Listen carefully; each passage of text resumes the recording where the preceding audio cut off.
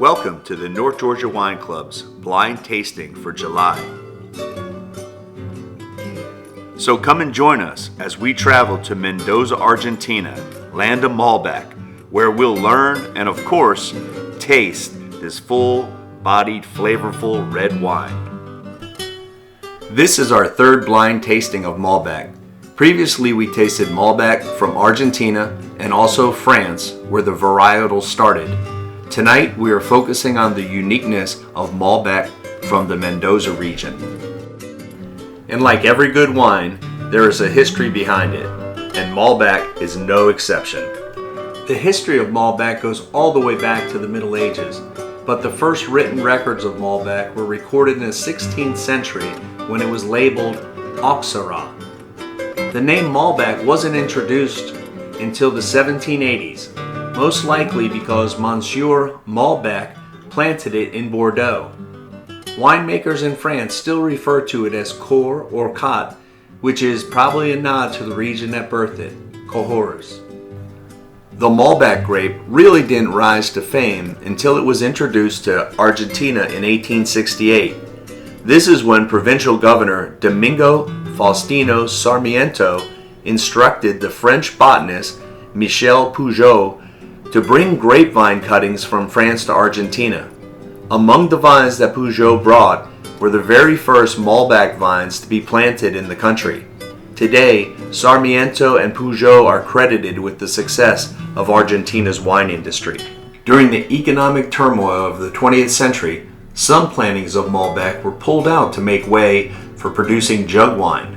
The grape was rediscovered in the late 20th century as the Argentine wine industry shifted its focus to premium wine production for export. As the Argentine wine industry discovered the unique quality of wine that could be made from the Malbec grape, it rose to greater prominence and is today the most widely planted red grape variety in the country.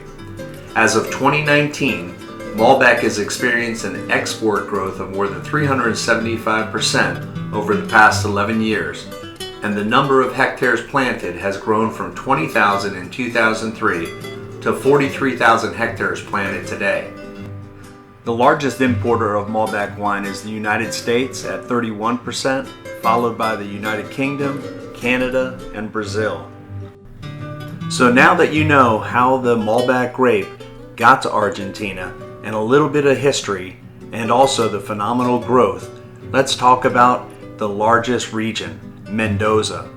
Mendoza is one of the most intense wine climates in the world. It's also a very large area, nearly the size of the state of Illinois, and it's home to 75% of Argentina's vineyards.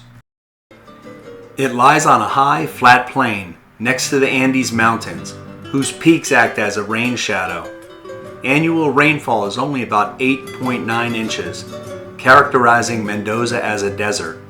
Fortunately, there is an ample snowmelt from the Andes Mountains, which funnels into a vast network of irrigation channels. This is the reason the Mendoza area has grown to 85% of all Malbec production in Argentina.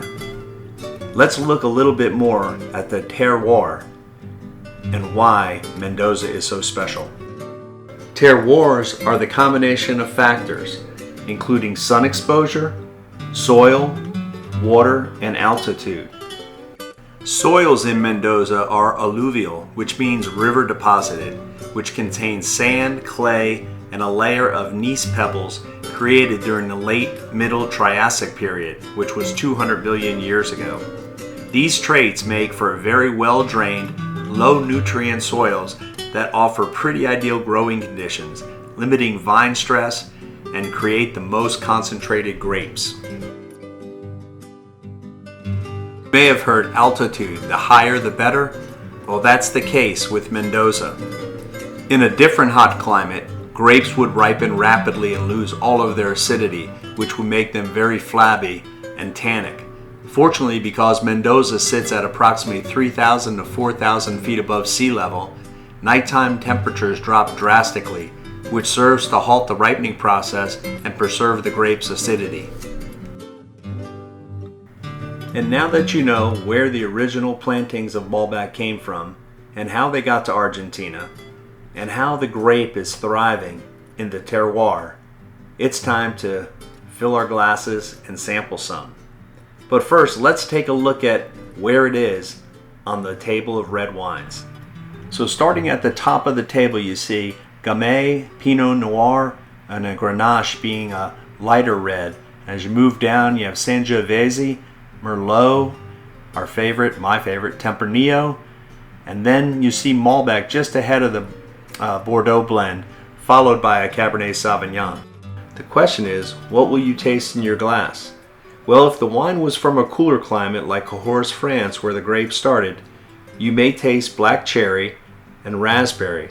But as you get to a warmer climate, like the ones we've discussed in Mendoza, Argentina, you'll taste more plum and blackberry, and it'll be more fruit forward in your glass.